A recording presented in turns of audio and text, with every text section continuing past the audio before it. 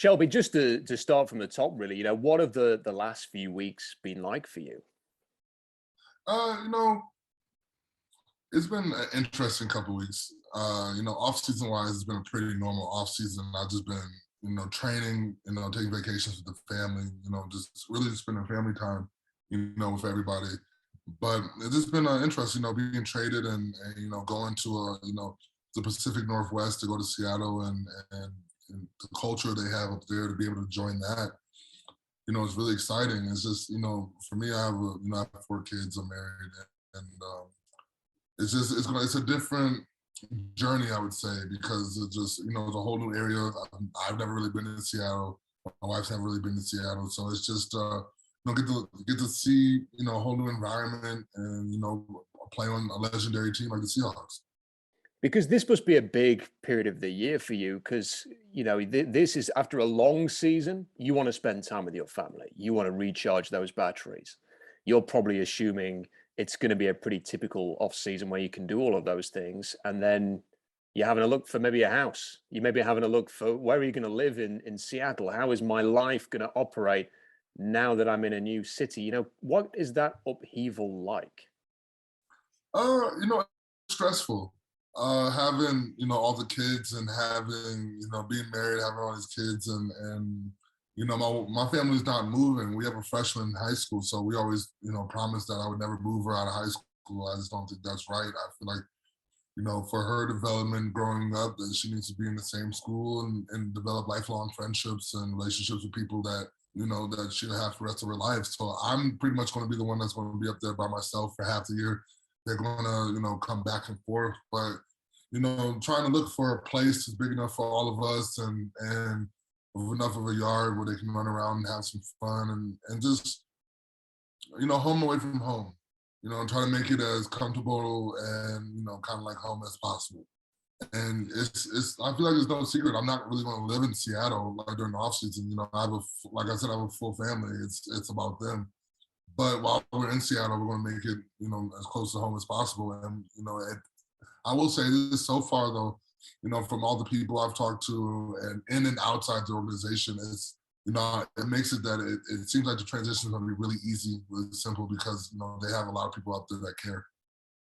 Because it's kind of something, I guess, that those of us on the outside can never really understand. If I work for the BBC. If they turn around to me tomorrow and said, "Hi, Rob, we've traded you to the BBC in London, and we need you to go there right now," and they've got your contract, and you and your wife and your kids, you're going to have to work this out because you're with them now, and you don't get any say in it. That's most people, 99.9% of the people in the world, Shelby, they don't have to deal with that. This is quite a unique thing to the NFL and American sports in general. For example, over here in the Premier League, you have transfers, you have to negotiate a new contract with a new team. You are just told you've been traded. It's unique, isn't it? It's tough just because my youngest kids are we have a freshman obviously, but then we have a 6-year-old boy, a 3-year-old girl, and then a 15-month-old boy, and they've never seen me away. They've never, like, I've always been there with them. Even if I'm at work, I'm always coming home. So that's, for me, the toughest part of this trade is being away from my family. But at the end of the day, though, you got to stay positive. And so the positive about it is I still get to play football. Like I'm still living my dream. There's nothing else I'd rather be doing. And so obviously it's always going to be some negative, but you got to take the positive out of it. And just being able to play football, being able to play the game I love and to explore. I always said when I was younger, obviously kind of slowed down a little bit since I've been in Denver the last 5 years, but I always said when I was younger, the best part about the league was being able to go live in different cities and, just kind of just see the culture, see how the city is and just kind of embrace it. And it's kind of like you get to travel, for work, what I mean? And so you get to be in all these different places. So I'm excited because this will be able to go around Seattle and just, I've heard great things about the city, and obviously I didn't get the 300 pounds by not eating, so I love to eat. So, I'm excited to go around the city and try the food and really just try to understand the city a lot more. I'm really excited to get up there. It feels good to be wanted. It feels good to to be appreciated. And so I'm trying to get myself right to go out there and give the fans what they deserve, some more wins. My personal experience is I moved to Vancouver when I was 21 and was blown away by the Northwest. The climate's very similar to here. So, that's something you kind of have to deal with. It's never going to be particularly hot apart from certain times in the year, but it is an amazing place. I'm sure you will love it. I wonder what your first impressions of the team are, the people you've spoken to there. Have you had a good conversation with your defensive teammates? What are your first impressions of the Seahawks? Well, my first impressions of the Seahawks was way before I even joined the Seahawks. And the one thing that is prevalent in this league is, players that came from the Seahawks. And the one thing I would say that you need to look for is, all the players that go back. And I think that's a testament to who they are as coaches, as an organization. Players always come back to Seattle. And I remember just, coming up in this league, people always say Seattle's the best place for veterans. They treat their players well. They make sure your body's right. They take care of you. And it's just, I've never heard of a single player leave Seattle and be like, I hate that place. And so that's exciting right then. Like, you're going to a first-class organization right there. Like, and then just, with the coaches and everything, just meeting everybody, just a level of optimism is contagious.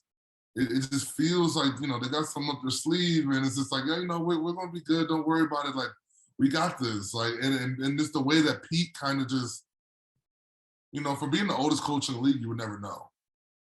He just has this youthful exuberance, this youthful energy that kind of just comes with them that gets you excited, And, honestly, for me, the thing I'm most excited about, obviously, is playing for Pete and, Clint Hurt and, playing for those guys. But, like, I've never played for a coach that wasn't a first-time head coach. Well, like, I did in Oakland, but I don't really consider that my second year. I don't really consider that. But since I've, really been playing, it's the first time I'm going to be under a coach who's not a first-time head coach. And so I'm excited just to, learn. I'm going to year 9. It doesn't mean I'm done learning. It's just this game, you can always learn something from coaches, from players, from anyone. So it's just, I just get the vibe is just different up there, man. And I really feel like I'm going to fit in really well. Yeah, and when you are told, "Hey, don't worry, we're going to be good."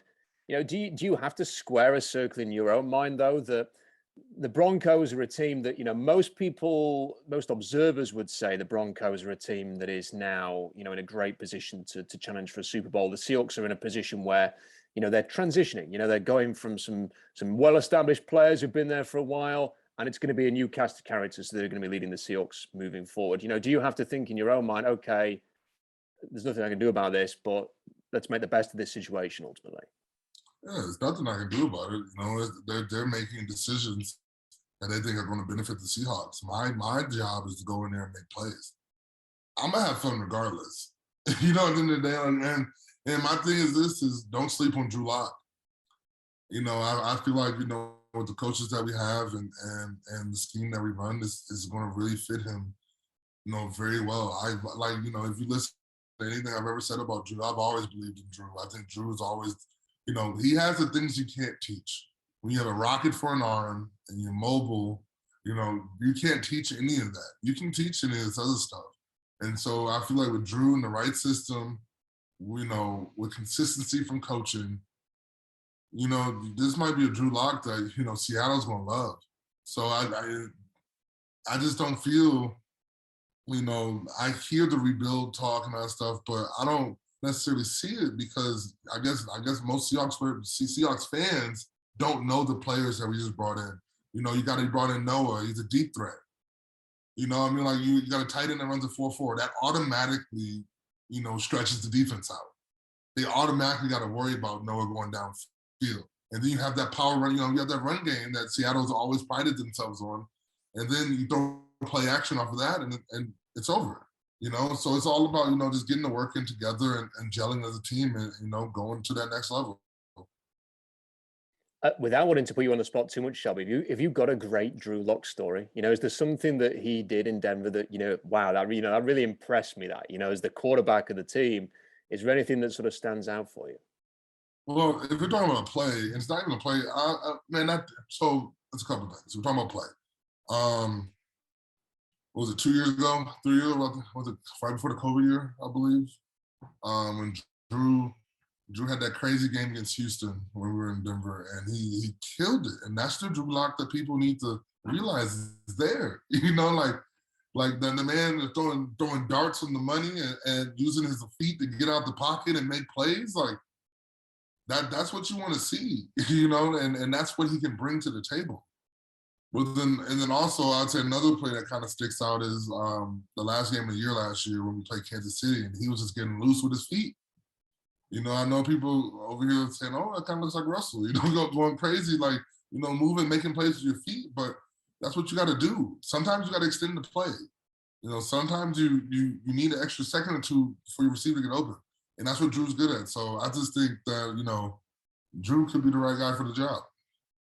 Now, a lot of people in Seattle, Shelby, are very excited because they kind of feel like there's some Vic Fangio defensive influences coming with Clint Hurt, his backstory with Vic Fangio and Sean Desai has come in as well. You know the Vic Fangio defense especially well.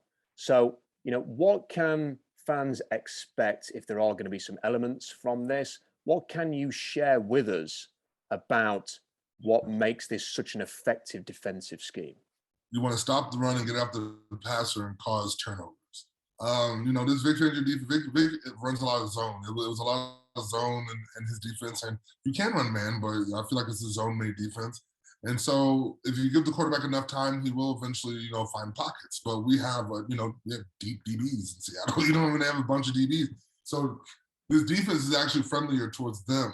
And it makes it that, you know, that 1 year when Chicago's defense, when they went to the playoffs and lost in that kick, their defense, remember they had like 4 pick sixes and causing fumbles, havoc, and all that. That's what you need to expect. You know, you brought Nwusu and you brought Q back, you got Puna, you know, you have myself. You have people that can rush the passer. And so that's really what you kind of need in this Vic Fangio defense. You need to be able to rush the passer. You need to, you know, let your DBs eat, make plays. So I just think, you know, it's obviously a defense I'm very comfortable in. I've been playing in it the last 3 years, and it's a very player-friendly defense, but also it does put a lot of stress on the middle linebackers. It's a scheme where the middle linebackers have to be able to cover in space, but then also cover in space and hit the holes and be able to run stop. So, you know, I think, you know, our defense is pretty much made, and then we have a bunch of draft picks, and so, you know, it's just only going to get better. It's just only going to get better. But this defense is definitely it's a fun defense to watch. It's going to make plays. You know, you might give up a good amount of yards, you know, sometimes, but it's all about forcing turnovers and putting your offense in position to score.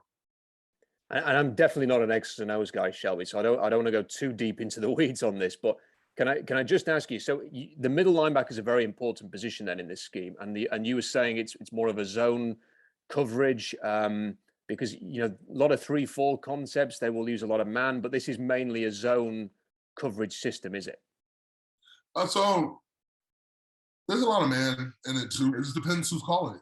You know, there's a lot of plays where it could be man and a lot of plays where it could be zone. You know, you have a lot of zone blitzes and it's the middle linebacker just has a lot of responsibilities on his plate. And I know obviously Clint's not going to call it how Vic did. Vic put a lot of pressure on the middle linebackers to be right.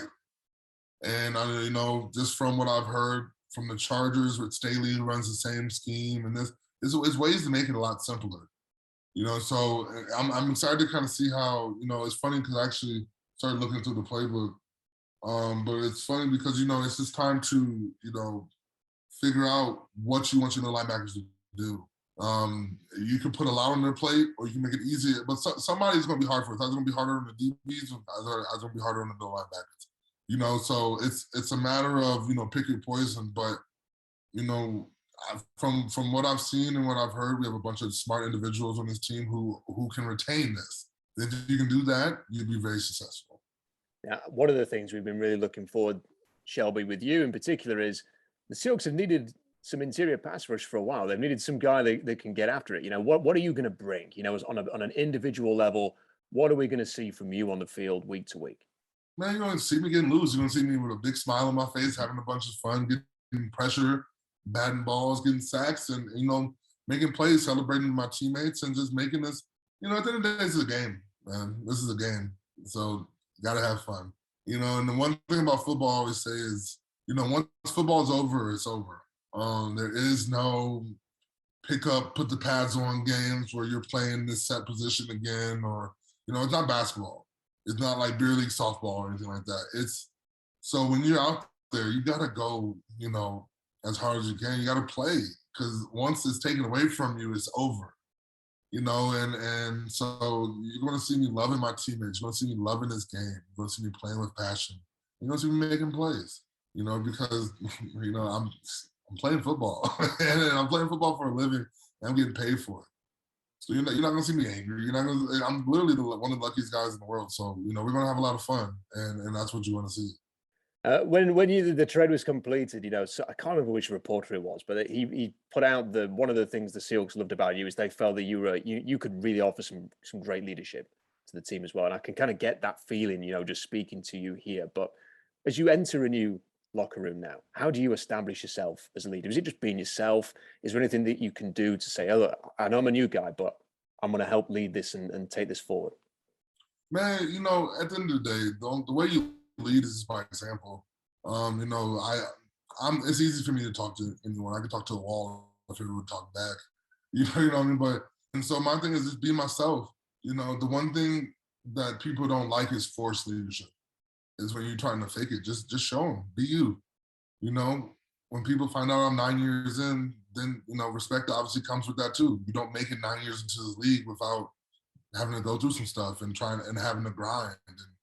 And I feel like most people don't know. My third year in the league, I wasn't on a team for 15 to 17 weeks. I was at home. Training, going for workout, from workout to workout to workout to workout. I remember it was in Dallas, Detroit, Tennessee, San Diego, like nonstop workout. Not getting signed. And then week 15, week 16, I signed with the Cowboys, practice squad. I was there for 2 weeks. I was there for like 3 weeks, and I got cut, and then I signed with the Broncos futures contract. And it's been, it's been a storybook, it's been a storybook, role throughout the whole time in Denver. So I've seen adversity, I've been down bad in this league.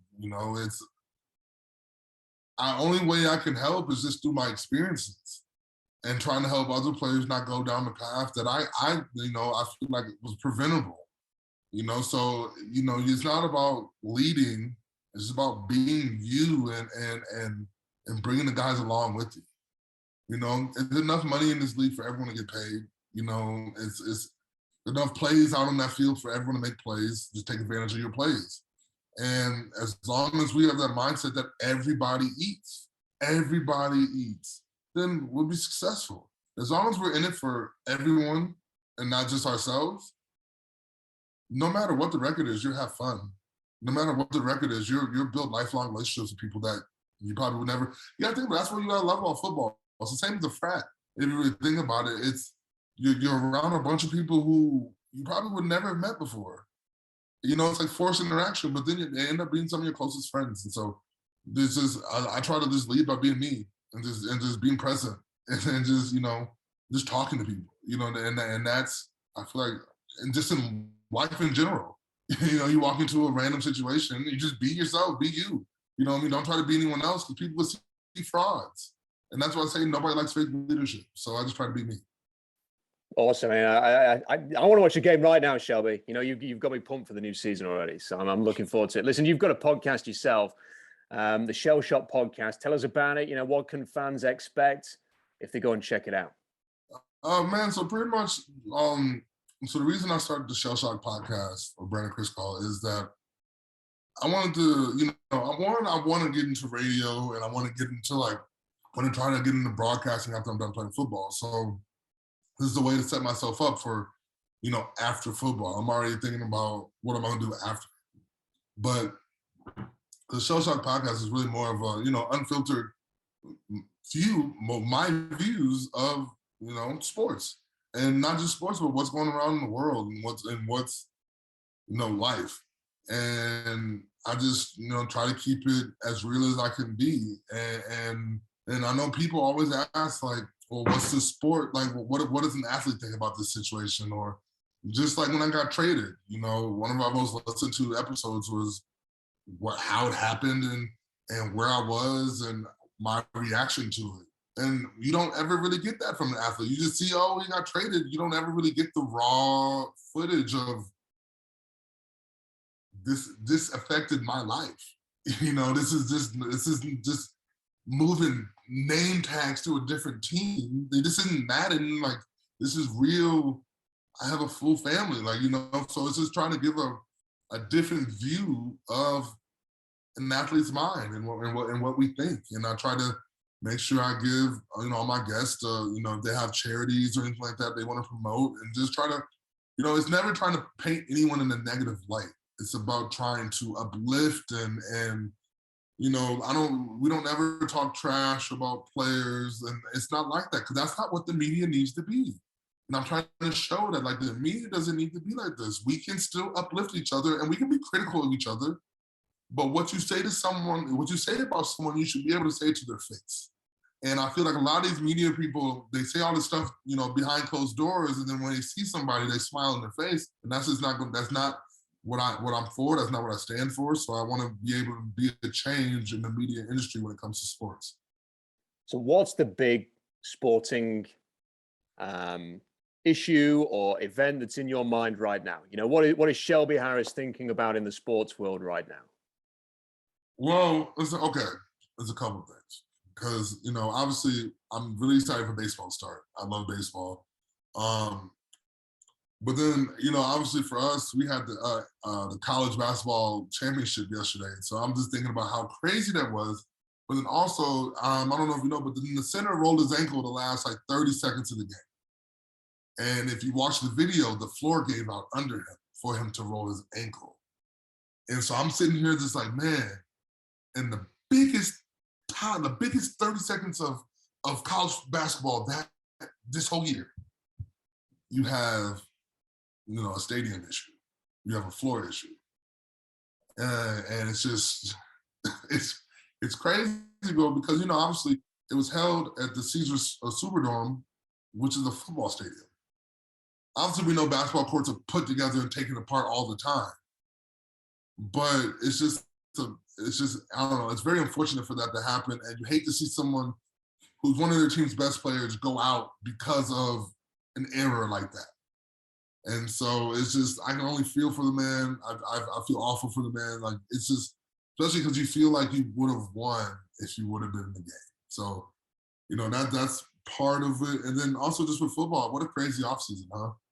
Like, man, what a crazy offseason. So many trades. Like, it's becoming basketball. You've never seen trades like this happen before. You've never seen big pieces move like this nonstop. And I think we're in for an exciting time in all sports. It's been really exciting, hasn't it? Just sort of see what's happening next. I must admit, I'm kind of wondering what the next domino to fall is going to be, Shelby. And there's a lot of people talking about DK Metcalf at the moment, and you're thinking, what is going to be? It feels like something else is going to happen. Doesn't it feel like something big is going to happen before the draft? That it's not just going to be a fortnight, 3 weeks of quiet news and then a draft? I think Baker gets traded draft day. I think he gets paired with a draft, someone trades a low, like a 3rd, 4th, 5th round draft pick for him.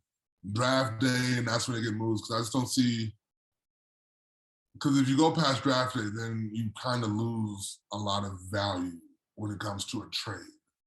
Because then it's like you're trading next year's picks. You know what I mean? So it's kind of, you kind of lose value. So the biggest thing I think I can see happening is Baker getting traded, Baker Mayfield getting traded, during, either right before or during the draft. Interesting. So it just feels like it's too crazy an off season for it just to go quietly now into the draft. So we'll see what happens. Look, Shelby, it's been an absolute pleasure speaking to you. And if people want to check out the Shel-Shocked podcast, how can they get a hold of it? Is it better just follow you on Twitter and you'll post the links on there, or is there a better way of finding it? So, if you have an iPhone, it's on Spotify. No, it's on iHeartRadio. It's on the Apple Podcasts. You can look at it there. And also, if you check out the Twitter account for Shel-Shocked, the Shel-Shocked Pod, at Shel-Shocked Pod. We post a link there we come out with an episode every Thursday.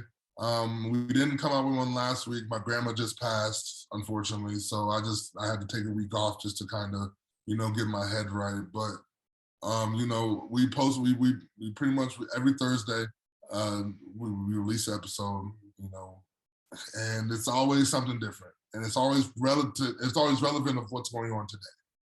Well, I'm pretty sure, when the Seahawks fans hear this and they listen to the Shel-Shocked podcast, they're going to have a new favorite Seahawks player, Shelby. It's been really great to speak to you. Just the energy is palpable, and I can't wait to see you playing for the Seahawks. So the best of luck with the trade and everything moving forward. And like I said, it's been a pleasure speaking to you. Well, thank you. I really appreciate you having me on.